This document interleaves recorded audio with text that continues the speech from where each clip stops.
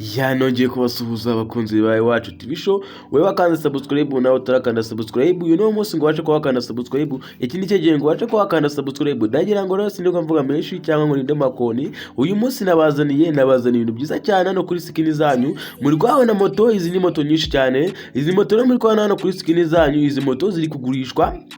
Ziri muri cyamunara, ziri kugurishwa muri cyamunara rwose. Iyi ni cyamunara iri kuba kuri buri muntu wese ushaka moto rero yakubona moto ku mafaranga makeya. Ngewe ndahangara kugira ngo mbe nakurangira cyangwa mbe nakumenyesha amakuru y'izi moto kugira ngo ubashe kuba wabona moto ku mafaranga makeya cyane ziri muri cyamunara.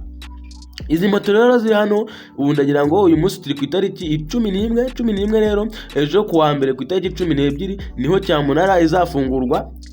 Ni hari Kigali hari mu gasikata niho cyamunara izaba yabereye rero hari uruhande rwo kubigega. Umuntu rero wese yaba ashaka rwose moto ya cyamunara kandi ku mafaranga makeya rwose yahamagara kuri izi nomero ziri kuri screen arizo 0788 30 48 211 ukaduhamagara ubundi ukatubaza amakuru neza cyangwa ukaba waza ukibona moto kuri cyamunara.